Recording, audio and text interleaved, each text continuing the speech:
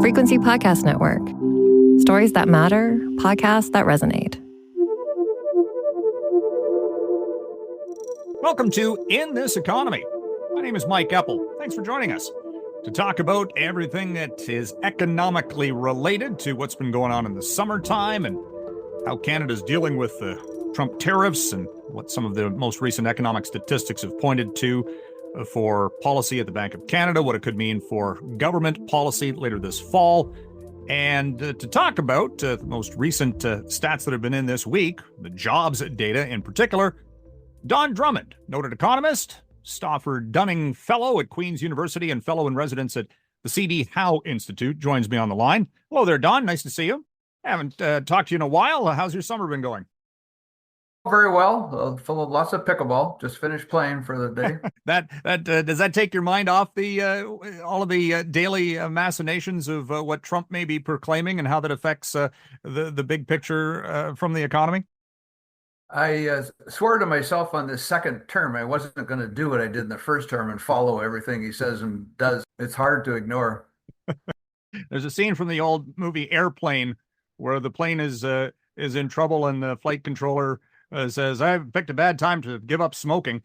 I kind of feel like that this summer, just watching social media. Makes me think, surely you can't be serious. I am serious, and don't call me Shirley. Very good. Very good.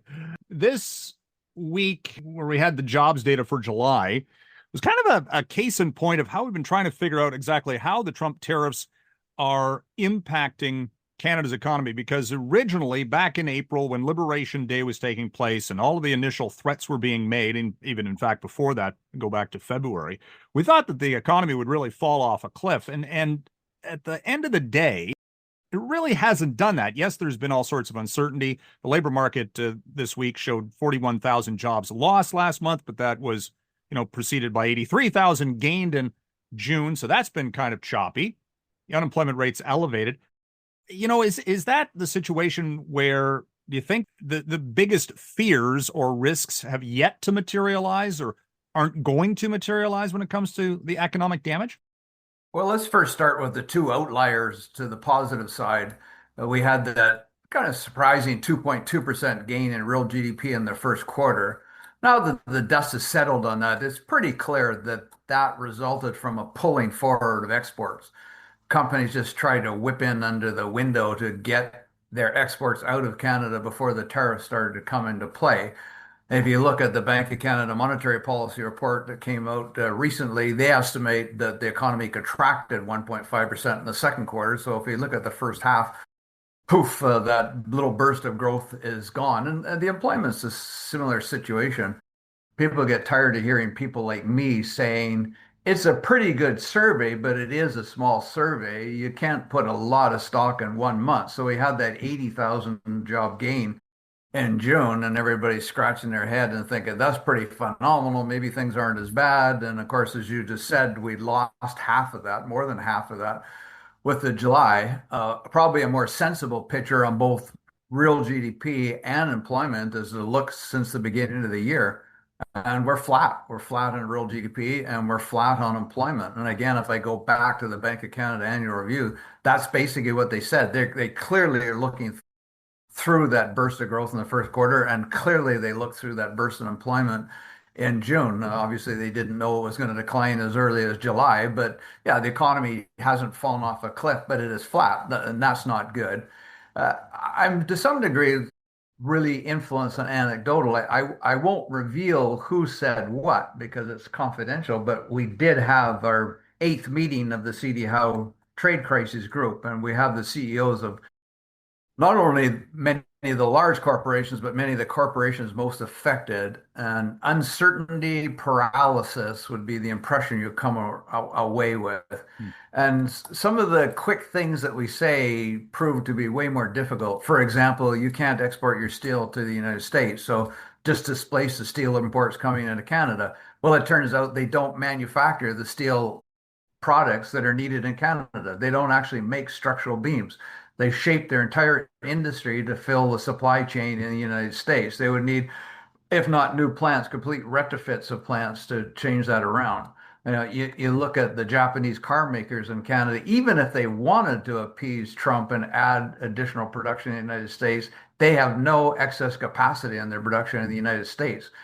Needless to say, they are not increasing their investments in Canada whatsoever, not doing anything. They really don't know to go. And of course, we say, well, if you can't export your agricultural products to the United States, export them somewhere else. And then you look into the details, a large part of our exports are fresh fruits and vegetable live animals. Pretty tough to export that very far.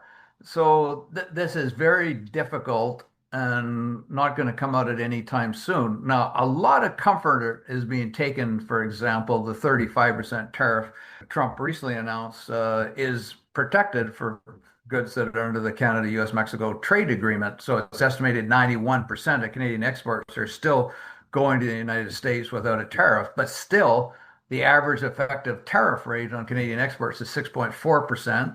You add in their tariff-like penalties on softwood lumber, and then add in the breakdown of the most favored nation process, and the effective cost that's added to Canadian exports is about 10%. Now we're talking real money. You see this danger of the normalization of the abnormal, and when the United Kingdom strikes a deal at 10%, there's sort of a sigh of relief. Well, it's only 10%. Well, wait a minute. 10% is matches, if not exceeds, the profit margin of most exports. That shuts down most exports. That's an horrific outcome. So I think things are a lot worse than people are taking, certainly a lot worse than the stock market is interpreting. And I was quite intrigued by the comments of the governor in the press conference when he talked about permanent scarring, because that's what I'm worried about. All our models we use, the Department of Finance, the banks, Bank of Canada, et cetera, they can only estimate things that happened over the historical period over which the models are estimated. The average effective tariff rate of imports in the United States right now is 18%. We haven't seen that since the 1930s. It's not in their models. You have to go back to the 1890s and 1930s. These models do not inform you what happens. Even the 10% in Canada, that's not in our models. We don't know what that would do in a longer term effect, and it's not nice. And maybe someday we'll diversify our exports. Maybe someday we'll diversify our product mix, but that's not something that's going to happen anytime soon. And then, of course, we're faced with this weak productivity, which gives us a very weak base from which to completely transform our economy. How's that for depressing? Well, you talk what is and what isn't being tariffed at that, the big headline about the 35% tariff rate on Canadian exports, but then you talk about, what's under the free trade agreement. How is it that steel and aluminum are not included in free trade, or for that matter? Well, they are. So they just call those out. It's illegal, and that's why it means absolutely nothing of it a trade agreement. So what does it mean that the European Union established a trade agreement? That it was accepted by the president, who has no authority to accept it. It included $600 billion of promised investment in the United States, which would have to come from individual member countries in the European Union and from companies. The head of the European Union has absolutely no authority to bind countries to do that, and has no influence on companies whatsoever. Congress has not approved that agreement. It means absolutely nothing. None of the trade agreements mean absolutely anything. Trump and the U.S. administration, with their benign support, are trampling over legal agreements, and it's in the courts, and they may well ultimately find it is, but you can be pretty sure that if the rap of the knuckles is Congress needs to improve this, that Congress will just approve it. So that's not necessarily going to put an end to this. And we have to remember, we might take comfort that 91% of our exports are still going tariff-free, but that Canada-US-Mexico agreement is up for review next year. And of course, with 6 months notice, the U.S. and anybody else can walk away from it. And they're already violating it. They're already illegally violating the conditions of it. So it really means nothing. Okay. Now, you raise a few points there that I wanted to talk about, specifically the point that, Trump is announcing, we got to get the phraseology right here. He's announcing, quote, deals with the EU and with the UK and with Japan, which aren't really deals.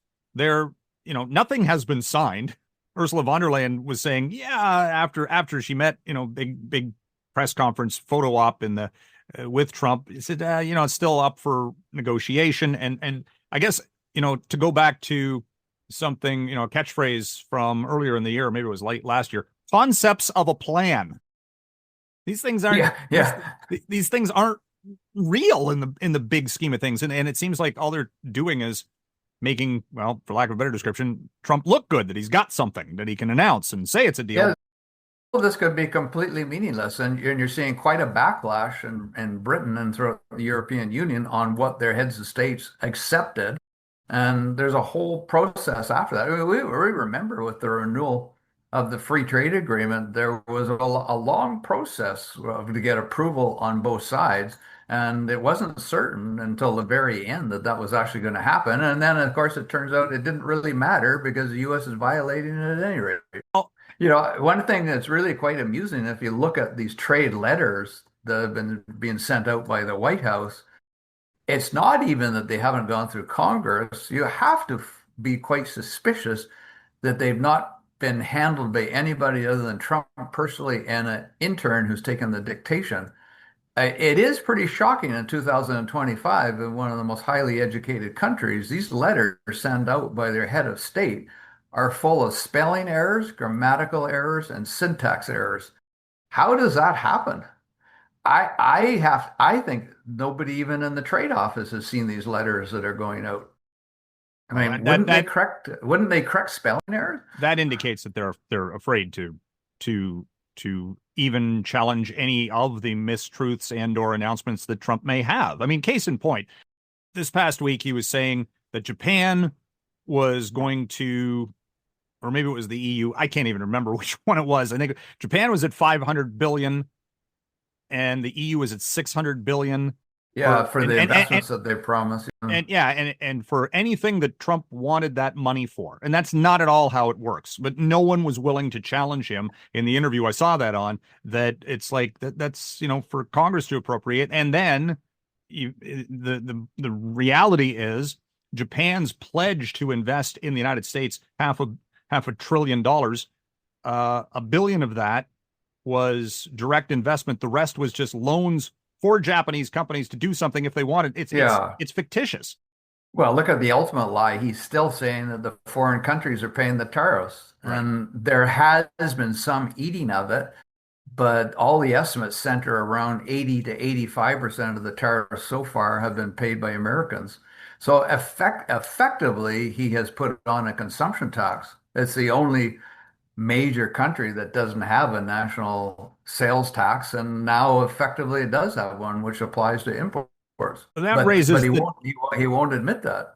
Well, that raises the next question about, are we actually going to see effects of these tariffs in the U.S. data after Trump fired the head of the Bureau of Labor Statistics because he proclaimed that the monthly jobs report, which was revised, was fake and phony.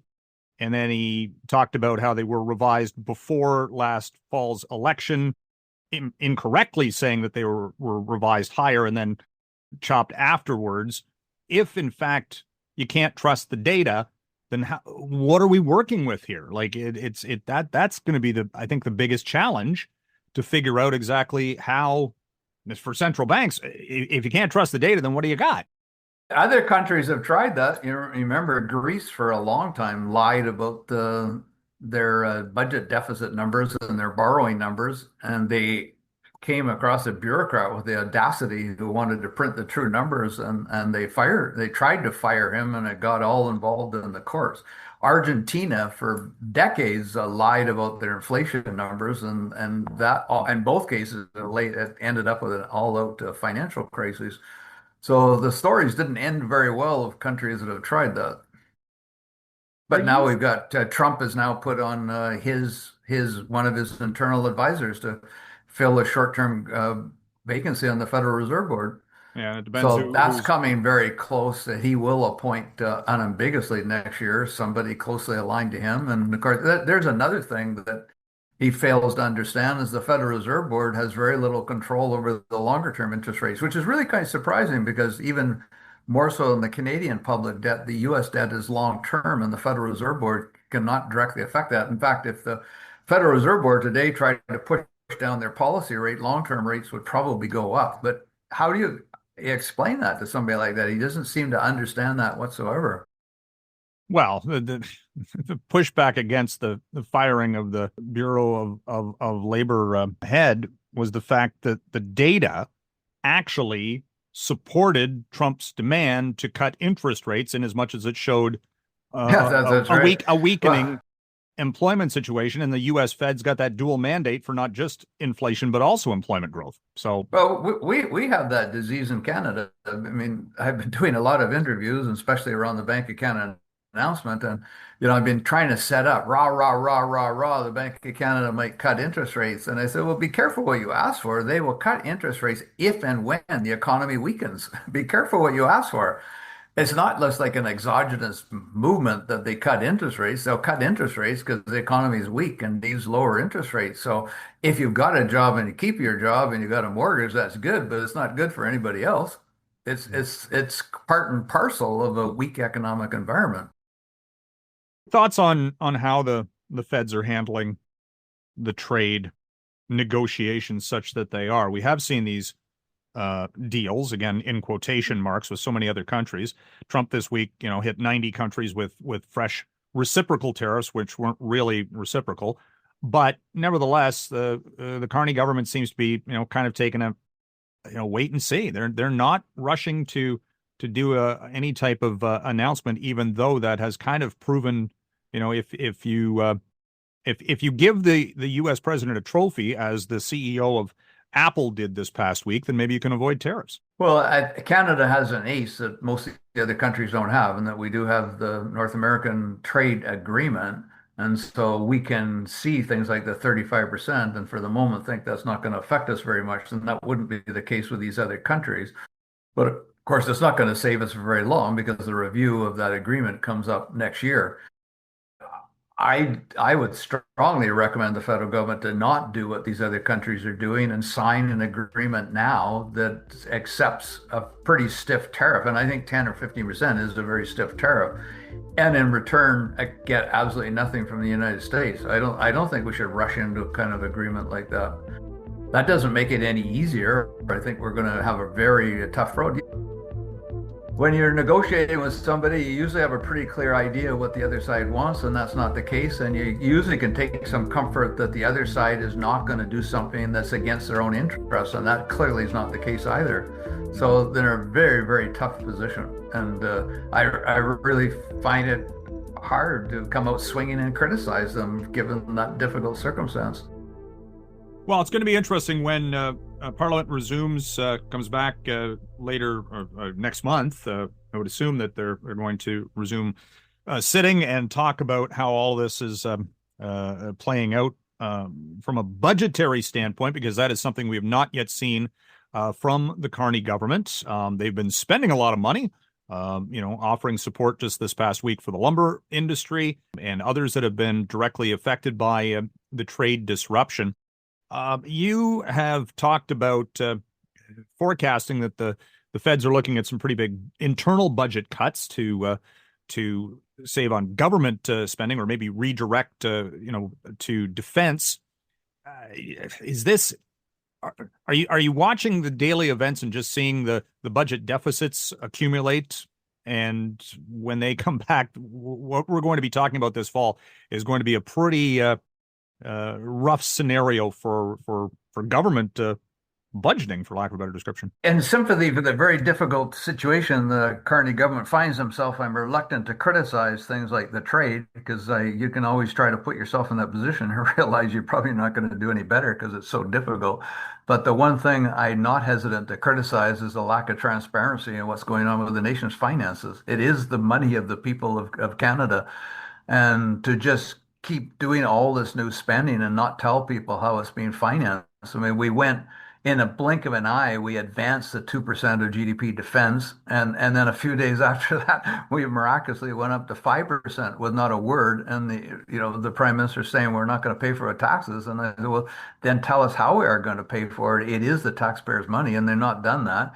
I think the excuses for not doing a budget before the House rose are completely bogus. There's no reason why the House has to rise towards the end of June. They typically do. They didn't sit very many days in 2024 and the beginning of 2025. They certainly could have gone in the summer. If you or I faced seen a crisis, we'd probably be inclined to cancel our summer vacation. And, it takes too long to produce a budget. Well, it takes a long time to produce an 800-page document, which somehow can't produce the fiscal numbers until an annex on page 711. Nobody wants that.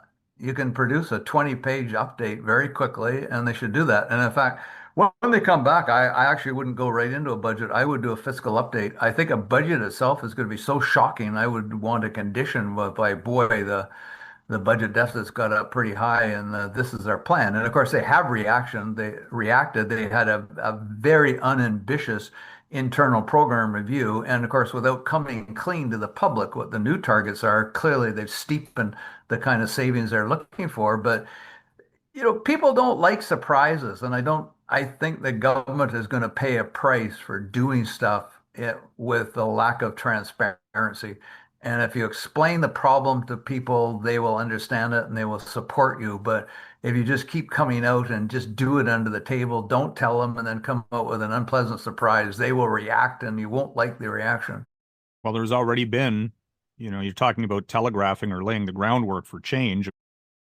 The Howe Institute had that report on how much, the government departments are going to get hit, and there's going to be some sort of a restructuring effort and likely job losses, and immediately raised the ire of, the fact, oh my goodness, change? What? How can we have change at the government levels? But I mean, that's just really the tip of the iceberg from a spending standpoint. Yeah, but the change occurred under the Trudeau administration, starting right back from 2015. The spending exploded during the pandemic, and they were very slow to bring it back. The size of the civil service increased almost 1/3 under the years of Trudeau. We as citizens can legitimately ask the question, what did we get for it? Their excuse is we started a whole bunch of programs like the child care and the dental care. The federal government's not running those programs. Those aren't involving a lot of civil servants. Those are run by the provinces and the private sector. The federal government's basically writing checks. So it doesn't take a lot of people to sign off on a check.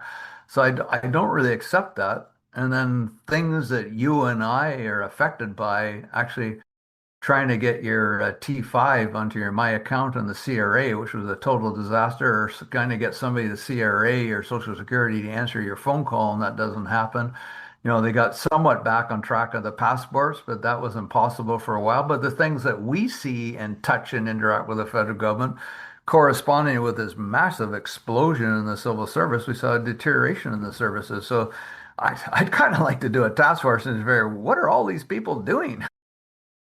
Well, there was, the commentary that maybe we've got, and Carney, Prime Minister Carney, has shrunk the size of the cabinet, certainly from where it was during the Trudeau years. But there's still the theme of budgets over the previous decade was about very targeted, very niche spending on every specific category you could think of. And I have a feeling that any budgetary measure will be much more streamlined. I don't think we're going to be at these budgets that are 400 or 500 pages anymore. I mean, maybe back to try 700. Oh, yeah, there you go. And the key fiscal statement doesn't even appear on annex. Like, that's the most astonishing thing about it. Like, why wouldn't the fiscal statement be right up front in a budget? They'll give you a summary, but none of the details until you get like page 711. And it's impossible for people like you and I, who even follow this stuff, to distinguish what is new spending and what's just a repeat of what's already in the budget, because they just add everything together. It's a disgrace the way the budgets have been done in recent years. I'll reveal my age. The first budget I worked on was back in 1977. They were remarkably short documents, and they basically said, here's the economic assumptions, here's the fiscal outcomes, and here are the actions. Thank you very much, and sit down. Yeah. And what was wrong with that? There have always been about themes, I think, from that's kind of been the... Well, they become communication devices, and they summarize everything the government has done in recent years, and they just get so long. But then you read about an initiative, and it's sort of presented like it's new, and you say, didn't I read about this in last year's budget? And then you look at it, sure enough, they were basically just repeating something it was already in last year's budget and already long included in the fiscal numbers. Well, listen, we won't have to worry about that until for another month, so you don't have to read Well, this. and if I said if I were them, I wouldn't come swinging out immediately with a budget. I would do a very early fiscal update, show people how bad it is, throw out some ideas as trial balloons, and not have a vote of confidence over your ideas, which is what you get with a budget, and then allow a period of consultation, consideration on the part of Canadians, and then follow that up with an early budget. Best guess, do you think the Bank of Canada cuts rates? I know we're still a month and a bit away from the 17th as their next policy announcement. One argument I've heard, and it kind of makes sense, is that the Bank of Canada, and the U.S. Fed to some extent, they're fighting against extraordinary circumstances lifting prices, i.e. tariffs. It's not as much about demand, which is why you want to keep interest rates high to lower demand. The demand may not exist. Inflation might just be happening because of policy. So should they be cutting interest rates as a result? Yeah, and it's difficult. And if you look at the minutes behind the last Federal Reserve Board, the disagreement was not on the tariffs per se, but to what extent it's going to pass through an inflation. So the two that dissented and wanted the rate cut argued that it was going to be a one-time change in the price level, but not an ongoing effect. But despite the flattening of employment in the United States now with these revised numbers, we still got core inflation running 2.5% to 3% in the United States. The labor market is still relatively tight. They've still got a historically low unemployment rate. So a price level could definitely get embedded into price expectations and inflation. And of course, that's the concern of the Bank of Canada. The three core measures of inflation the Bank of Canada follows are still around 3%. Despite this weakening on the employment side. So they do have to worry about any price level shock could get embedded into wages and then get embedded into inflation. So these kind of supply shocks, which tariffs is, make it very difficult for a central bank, which, but I always come back in the case of the Bank of Canada, it is not trivial that they're pausing at 2.75 because that is the midpoint of their estimate of the neutral range. So they're not stimulating the economy, but they're not breaking the economy either. They're, figuratively, they're all just sitting there collectively with their feet up on the desk doing absolutely nothing. The Federal Reserve Board, of course, has an interest rate that's much higher than that. They're actually breaking the economy. But the the Bank of Canada, you can't say that you're holding back the economy. No, they're not. They're just acting in a neutral range. And given the uncertainty at the moment, that's probably not a bad stance. If there's clear evidence that the economy is going to deteriorate, in particular, if inflation is going to come down, then absolutely they should lower interest rates. But also keep in mind, too, and this is difficult for younger people because their entire life they've seen these super low interest rates. The 10-year bond yield in Canada is 3.4%. That's very low by almost any historical standard other than recent years. And I get it. If you're a young person, you think, hey, during my adult lifetime, they've been like below 2%. And I go, yeah, but they haven't been that in 1,000 years. And, forgive them if they're not familiar with that. It's a big shock for people who have to renew their 2021, 2022 vintage, but they're renewing it by mortgage rates that are still low on the historical standard. Yeah. Well, one thing Trump is right about, that if in fact the Fed did cut rates, that would be good for the budget deficit. He's not wrong on that, but I think he doesn't understand that though. If the Federal Reserve Board cut interest rates right now, longer term interest rates may go up, and almost all the U.S. debt is long term. So no, it's not clear that it would lower their borrowing costs. They don't have that much short term debt. As I referred to, our 10-year bond rate is 3.4. In a rare instance in Canadian history, the U.S. one is about a point higher than that. We usually have higher rates in the U.S. Their rates are higher than ours. And if they did something to artificially lower it, they may well push up their long-term bond yields. And that was Don Drummond, economist, Staufford-Dunning Fellow at Queen's University, and Fellow in Residence at the C.D. Howe Institute. My name is Mike Eppel, and this has been In This Economy. Thanks for listening. Appreciate it. If you have any story ideas, you can email me at mike.eppel@rci.rogers.com. On social media, I go by the handle Eppman, so it's at Eppman, EPPMAN. And remember, you can also listen to other Frequency Podcast Network shows, Roz and Mocha and others on the Seeker app. That's SEEKR, or wherever you find your favorite podcasts. Again, thanks for listening. Take care.